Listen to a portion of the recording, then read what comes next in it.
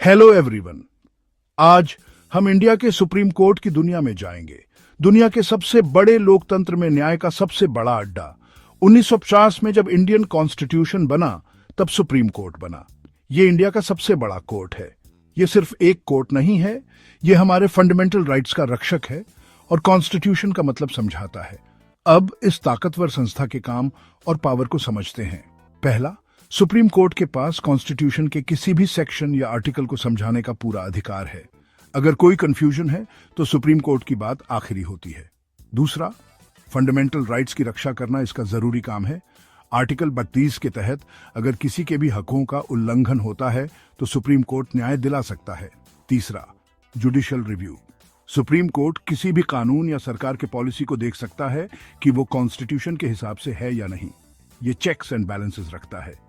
चौथा, ये सबसे आखिरी कोर्ट ऑफ अपील है। नीचे के कोर्ट्स के फैसलों को यहां चैलेंज किया जा सकता है। और आखिर में रिट जुरिस्डिक्शन। सुप्रीम कोर्ट 5 तरह के रिट्स जारी कर सकता है, लेकिन सब कुछ आसान नहीं है। पॉलिटिक्स और सुप्रीम कोर्ट के रिश्ते पर सवाल उठते रहे हैं। लोकतंत्र के लिए जुडिशरी का आजाद रहना जरूरी है, लेकिन कई बार पॉलिटिकल प्रेशर आ जाता है।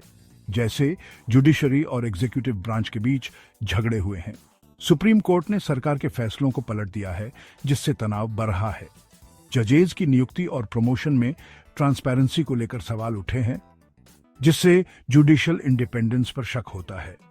कई बार फैसले पूरी तरह निष्पक्ष होने के बजाय पब्लिक सेंटिमेंट के हिसाब से लिए गए लगते हैं।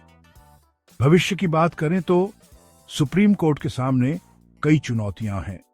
बहुत सारे पेंडिंग केसेस एक बड़ी समस्या है, जिससे न्याय में देरी होती है।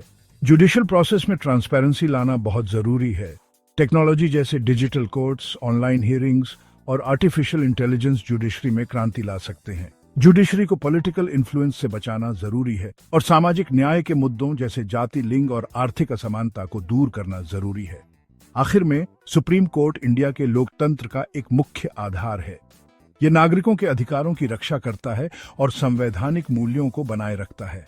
हालांकि चुनौतियां हैं, ट्रांसपेरेंसी, इनोवेशन और इम्पार्शियलिटी से उन पर काबू पाया जा सकता है। अगर जुडिशरी अपनी आजादी बनाए रखे और समाज की जरूरतों के साथ बदले तो ये इंडियन लोकतंत्र को और मजबूत करेगा। देखने के लिए शुक्रिया। लाइक, शेयर और सब्सक्राइब करना न भूलें।